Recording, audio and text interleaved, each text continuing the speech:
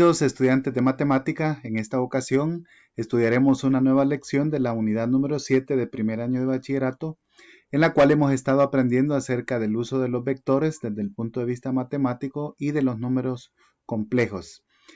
Hemos analizado algunas propiedades y operaciones que podemos desarrollar con ellos y en esta ocasión vamos a hacer la vinculación con los números complejos. Soy el profesor Jason Figueroa, sean bienvenidos a esta clase de matemática. La clase 3.1 tiene como título Representación geométrica de los números complejos y como problema inicial nos invita a pensar en la situación que vamos a considerar el número complejo z igual a 2 más 3i. Como hemos visto en clases anteriores, este 2 pertenece a la parte real y este 3i pertenece a la parte imaginaria, donde la letra i representa la raíz cuadrada de menos 1, que es el origen de los números complejos.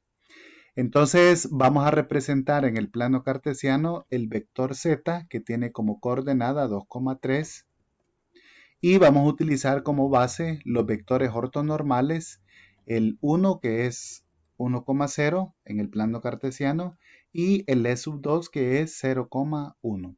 Así que puedes hacer el dibujo en tu cuaderno y veamos la solución. Entonces, en este caso, lo que vamos a empezar es utilizar el plano cartesiano que nosotros ya conocemos y vamos a ubicar estos vectores ortonormales que nos están pidiendo. Recordemos que esta definición viene de que ortonormales significa que tienen como longitud o como norma una unidad y entre ellos son perpendiculares, es decir, forman un ángulo de 90 grados. Entonces, el primer vector e sub 1, 1,0, lo vamos a ubicar de esta forma aquí en el plano cartesiano. Y el segundo vector, el e sub 2, 0,1, lo hemos ubicado en esta ocasión. Entonces estos vectores son la base para construir cualquiera que nosotros querramos en el plano cartesiano, ya sea a la derecha, a la izquierda, hacia arriba o hacia abajo. Entonces el vector que nos están pidiendo ubicar es el 2,3, por lo tanto nos desplazamos con este vector 2 hacia la derecha y 3 hacia arriba, como hemos visto en las clases anteriores, y la ubicación de este vector sería aquí. Su punto final está acá, entonces ahí hemos ubicado el vector que nos estaban pidiendo. A manera de conclusión, entonces podemos decir lo siguiente, que en el plano cartesiano es una base de vectores ortonormales y las coordenadas de un punto A en el plano equivalen a las coordenadas del vector desde el punto O hasta el punto A. En la base ortonormal E sub 1, E sub 2, que sería de los vectores ortonormales. Entonces cualquier punto A que nosotros ubiquemos en el plano cartesiano siempre va a tener estas coordenadas de las que hemos estado hablando, ortonormales.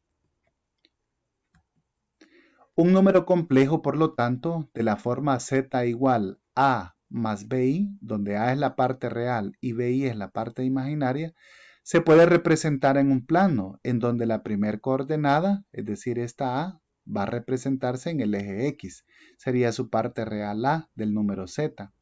Y la segunda coordenada, esta va a ir en el eje Y, es la parte imaginaria del número. Así entonces, en el número anterior que ubicamos, 2,3, 2 era la parte real, va en el eje X, en el eje real, y el 3 va en el eje imaginario. El plano donde se ubican los números complejos se conoce como plano complejo y el eje horizontal, que es el que va de izquierda a derecha, se conoce como eje real. Nosotros lo podemos observar aquí. Y el eje vertical, es decir, de arriba hacia abajo, se conoce como eje imaginario. Es donde ubicamos la parte imaginaria del número real.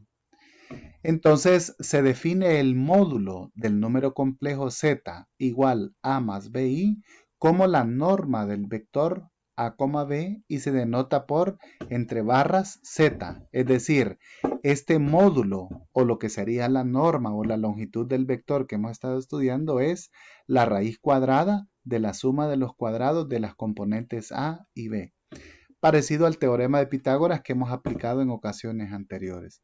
Entonces ahora sí podemos tener clara lo que es la relación entre una coordenada de un vector y un número imaginario. Veamos un ejemplo práctico en el cual se nos pide determinar el módulo de un número complejo Y el que se nos da es z igual a 2 más 3i, el que estuvimos ubicando desde el inicio. Entonces, para esto vamos a recordarnos de la fórmula. Entre barrita z quiere decir que es el módulo de este número o la norma o la longitud del vector que representaríamos en el plano cartesiano. Entonces es la raíz cuadrada de la suma de los cuadrados de a más b cuadrado. Al sustituir los datos, entonces, el número a representa la parte real, que es el 2, y el número b representa la parte imaginaria, que es el 3. Entonces, el módulo de este número complejo quedaría de la siguiente forma: 2 al cuadrado más 3 al cuadrado. Ahora nosotros sabemos que 2 al cuadrado es 2 por 2 y 3 al cuadrado es 3 por 3. O sea que vamos a tener la suma de 4 más 9. El módulo de este número entonces es raíz cuadrada de 13, que por supuesto tiene su expresión decimal. Entonces nos estamos adentrando a este mundo de los números complejos. En tu cuaderno de ejercicio encontrarás para practicar los que se observan aquí en pantalla. Esperamos que este video te haya servido.